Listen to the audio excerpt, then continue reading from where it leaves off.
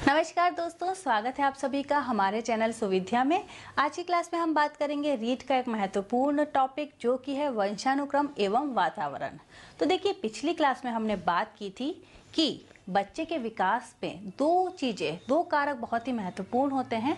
पहला होता है वंशानुक्रम और दूसरा होता है समाज, ठीक है, वातावरण जिसे हम कहते हैं। तो वही बात यहाँ पर थोड़ा डिटेल में हमें पढ़ना है कि मानव का विकास दो कारकों पर निर्भर करता है। पहला जैविक कारक यानी बायोलॉजिकल फैक्टर। इसका मतलब बच्चे में कुछ गुण इस प्रकार के होते हैं जो उसे अपने माता पिता के द्वारा मिलते हैं, ठीक है। ऐसे कैरेक्टरिस्टिक्स जो कि अपने पेरेंट्स के द्वारा बच्चे में ट्रांसमिट होते हैं, वो कारक कहलाएंगे जैविक कारक। दूसरा हो जाएगा सामाजिक कारक का मतलब ये हो जाएगा कि बच्चा समाज से क्या क्या गुण अपने अंदर ग्रहण करता है या समाज को देखकर वो चीजें क्या क्या सीखता है, वो सामाजिक कारक के अंतर्गत आ जाएंगे। तो इस प्रकार हम ये कह सकते हैं कि जन्म से संबंधित विकास जो है वो वंशानुक्रम है, समाज से संबंधित विकास जो है वो वातावरण है। अब इससे संबंधित कई मनोवैज्ञानिकों ने अनेक परिभाषाएं दी हैं और उनमें से एक मुख्य परिभाषा जो है वो द्वारा दी गई है कि वंशानुक्रम व्यक्ति की जन्मजात विशेषताओं का पूर्ण योग है। एक बार और रिपीट करती हूँ, वंशानुक्रम व्यक्ति की जन्मजात विशेषताओं का पूर्ण योग है। इसके अलावा अनेक अन्य साइकोलॉजिस्ट के द्वारा भी कुछ अन्य परिभाषाएं दी गई हैं। तो अब हम डिटेल में बात करते हैं कि इनहेरिटेंस या वंशानुक्रम का पूरा प्रोसेस किस प्रकार से चलता है। तो शुरुआत करते हैं कि एक जो शरीर है, या हम हमारे शरीर की बात करते हैं या किसी भी जीवित जंतु की या फिर पादप की, या हम किसी की अगर बात करते हैं तो वो उनका शरीर किसका बना होता है? उनका शरीर बना होता है कोशिकाओं का, सेल्स का बना होता है। अब हम यहाँ पर मनुष्य की बात कर रहे हैं, जब बाल मनोविज्ञान की बात कर रहे हैं, तो हमारा जो शरीर है इसका प्रारंभ जो है वो किसके माध्यम से होता है? एक संयुक्त कोशा के माध्यम से होता है, जिसे कहा जाता है जाइगोट। क्या कहा जाएगा? जो शुरुआत हो रही है ना गर्भ में माता की, तो सबसे पहले क्या बनता है? जाइगोट बनता है, जिसे हिंदी में संयुक्त कोशा कहा जाता है।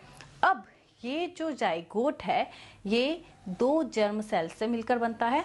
एक हो जाएगा पिता का जर्म सेल और दूसरा हो जाएगा माता का जर्म सेल, यानी पितृकोश और मातृकोश के माध्यम से ही निर्माण होता है एक जाइगोट का।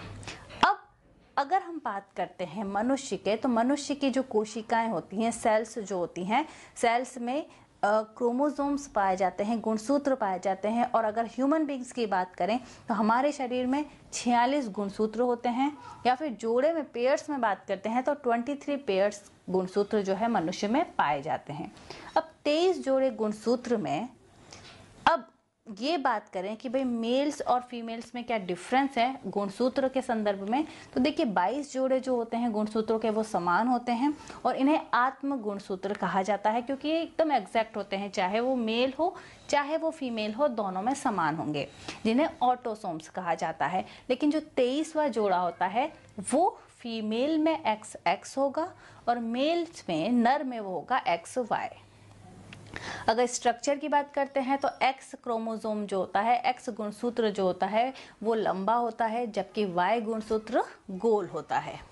तो इस प्रकार से हम क्या कह सकते हैं कि पिता में XY क्रोमोसोम होंगे और माता में XX क्रोमोसोम होंगे, ठीक है, पितृकोश और मातृकोश की अगर हम बात करते हैं तो।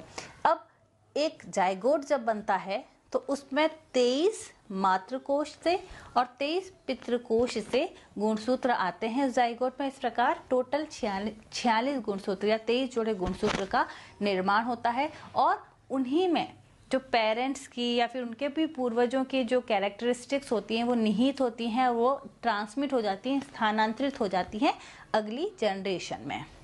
अब यहाँ पर तो हमने बात की कि सामान्यतः 46 गुणसूत्र होते हैं, लेकिन कई बार विसंगतियाँ हो जाती हैं, कई बार कुछ एबनॉर्मेलिटीज़ की वजह से हो सकता है कि गुणसूत्रों की संख्या कई बार 45 रह जाती है, जिससे एक बीमारी होती है, डिजीज़ होती है, जिसे टर्नर सिंड्रोम कहा जाता है। इसी के अलावा 47 अगर हो जाते हैं गुणसूत्र तो डाउन सिंड्रोम, जिसे मंगोलिज्म कहा जाता है। तो इस प्रकार की एबनॉर्मेलिटीज भी कई बार देखने को मिलती हैं जब गुणसूत्रों के जो नंबर हैं, संख्या है, उनमें कमी या अधिकता हो जाती है। सो आज की जो क्लास थी वो मुख्य रूप से सिर्फ वंशानुक्रम के ऊपर थी कि किस प्रकार से पूरा इनहेरिटेंस का जो प्रोसेस है वो कंप्लीट होता है। कई बार ये सोचा जाता है कि कई पेरेंट्स के सिर्फ लड़कियां ही होती हैं, तो ऐसा सोचा जाता है कि कहीं ना कहीं माता की इसमें किसी प्रकार की कमी है जिस वजह से बेटियां हो रही हैं। ठीक है, कई जो रूढ़िवादी लोग होते हैं वो ये सोचते हैं कि भाई घर में एक बेटा होना चाहिए। तो इस प्रकार की सोच रखने वालों के लिए ये चीज़ जानना ज़रूरी है कि लड़का होगा या लड़की होगी, सेक्स का जो डिटर्मिनेशन है, लिंग का जो निर्धारण है, वो पिता के क्रोमोसोम्स पर आधारित होता है। अगर फीमेल का एक्स क्रोमोसोम माता के, ठीक है, माता का जो एक्स क्रोमोसोम है वो पिता के एक्स क्रोमोसोम से मिलेगा तो लड़की बन होगी।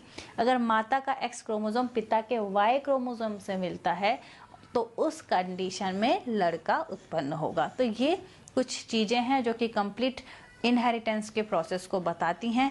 अब इसके बाद अगली क्लास में हम बात करेंगे कि भाई वातावरण या हमारा जो समाज है वो किस प्रकार से बालक के विकास को प्रभावित करता है, क्योंकि कहीं ना कहीं हमारा परिवार, हमारा विद्यालय, हमारे आसपास के बच्चों के दोस्त कहीं ना कहीं बच्चों पर इफेक्ट डालते हैं और उनके विकास में इन सब चीज़ों का भी बहुत बड़ा रोल होता है।